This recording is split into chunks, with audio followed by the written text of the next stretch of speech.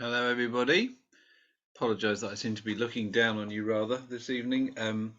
This is the Christmas tree in the background. Thought you might like that today. We're on to 1 Corinthians chapter 9. Last week, you might remember that in chapter 8, Paul was talking about how uh, the highest priority for the people in the church in Corinth had to be love for one another and the building up of one another, rather than knowledge and sort of exercising the rights that they had to do whatever they wanted.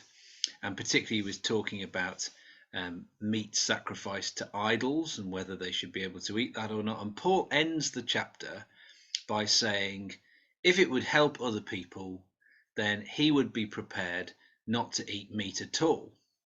In other words, he would give up that right that he had to eat meat for the benefit of other people. Now, that's the context, this discussion about meat sacrificed to idols, as we move into chapter 9. And remember that, there were no chapters, they've been added in later. So we read the flow of the letter. And Paul begins this chapter in our Bibles with, am I not free? It's a rhetorical question, and the answer is obviously supposed to be yes. Yes, he is free. So he's saying, look, I'm prepared to give up eating meat, but don't think that that means that I'm not free to do whatever I want. This is a decision I'm making. This is a choice that I'm making to forego my freedom in this area for the benefit of other people.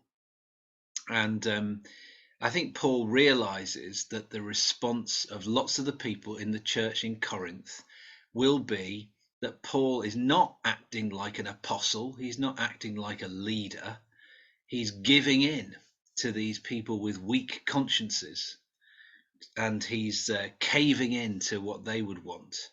And so Paul wants to respond by saying, look, of course I'm free, and I am really an apostle, and I could do that if I wanted to. I could eat meat sacrificed to idols all the time if I wanted to. But his argument is essentially that being an apostle, being a leader in the church, is not about dictating to other people, and it's not about getting one's own way.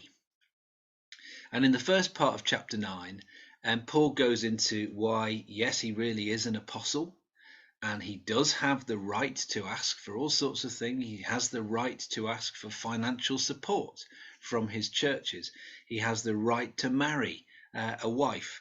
He has various other examples that he brings to bear on people who are rightly paid for the work that they do. A soldier doesn't fight and pay for his own expenses. He's paid to do that.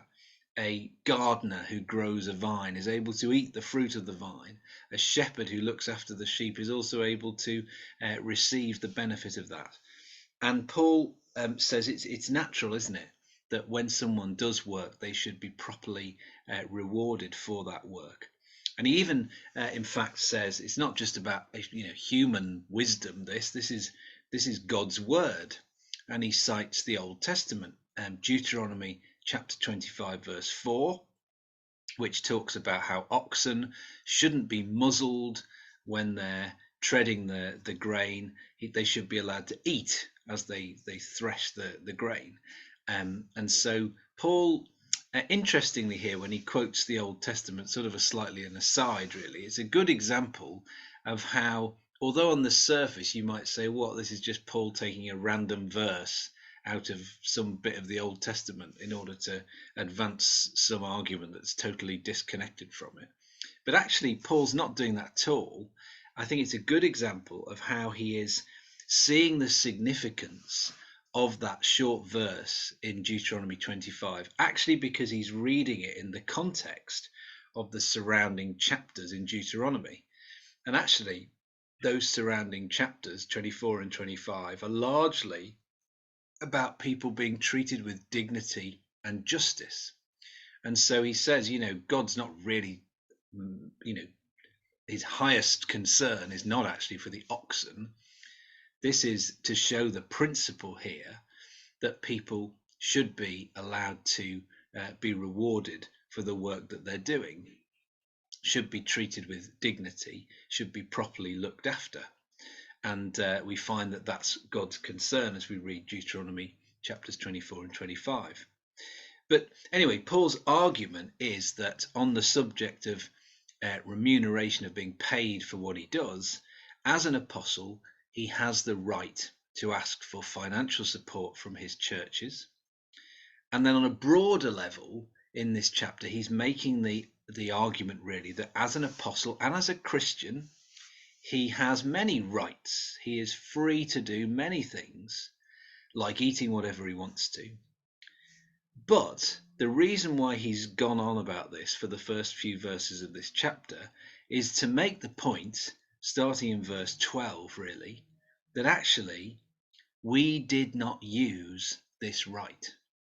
And in verse 15, I have not used any of these rights.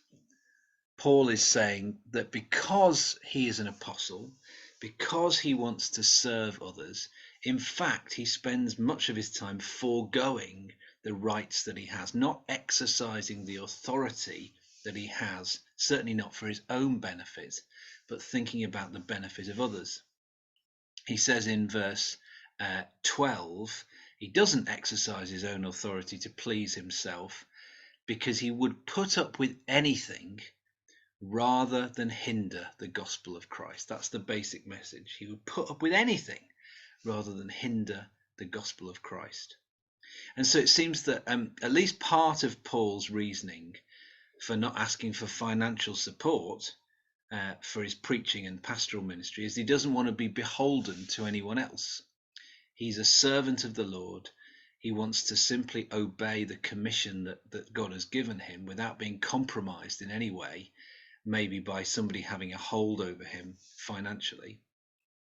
But the main application of what Paul's been saying is much broader than financial support or even eating meat sacrificed to idols. And in verses 19 onwards, we see that main application. And really, as Paul has said throughout the letter, he knows that he doesn't belong to any human being. He is God's. He knows that he has freedom to exercise his rights in all sorts of ways. However, instead of exercising his rights like this, he makes himself a slave or a servant of everyone. He willingly gives up his rights. And why does he do that? Because he wants to win people. And I don't think Paul's just talking in a kind of evangelistic sense of winning converts and then just leaving them.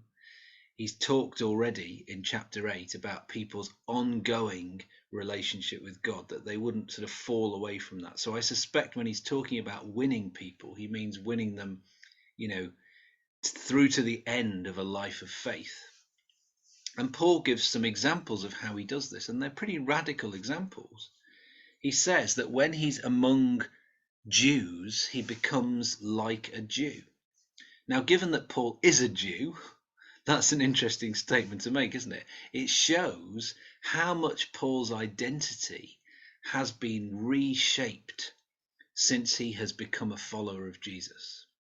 No longer does he define himself as a Jew, but now he defines himself as belonging to Jesus. And so he's no longer, he says, under the laws and the customs of the Jews. He knows he has freedom in that way. He has the right to no longer live by those customs.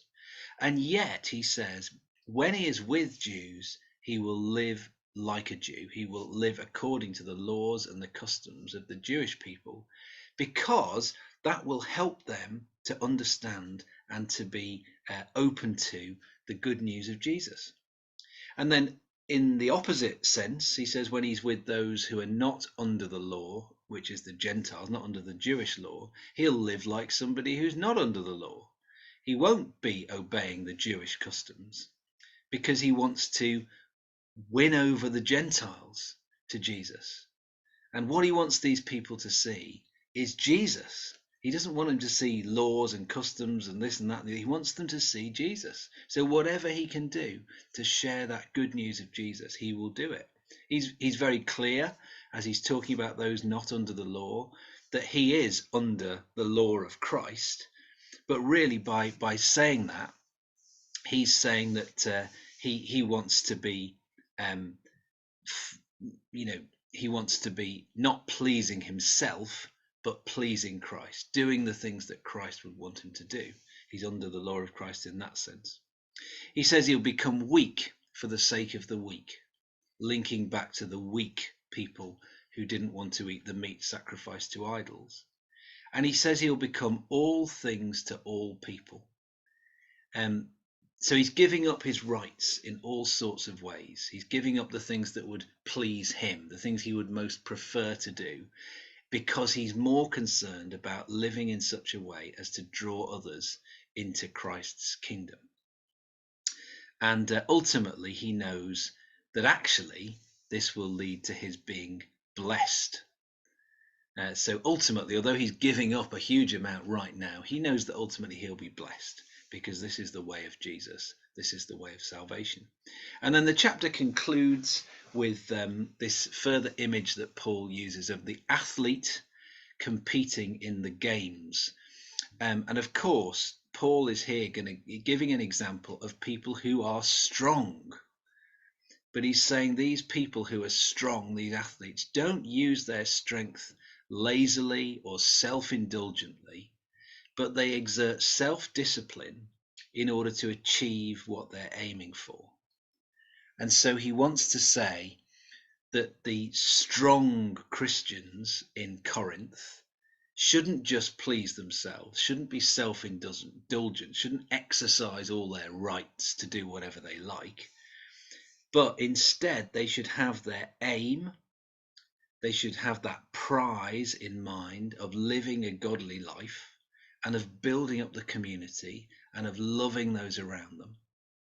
And if this is their aim, then they will not be aimless in the way they live their lives. They will do things that actually will be costly and painful, just as an athlete has to go through painful, costly training. But that's the way of salvation. That's the way of the cross. That's the way of Jesus. That's the way to build up the Christian community in Corinth. So I'm sure there's plenty for us to think about, particularly in our rights culture that we live in. And there are some questions that are going to be uploaded on the YouTube description. So I hope that's been helpful. We'll do chapter 10 next week, then we'll probably have a bit of a break for Christmas.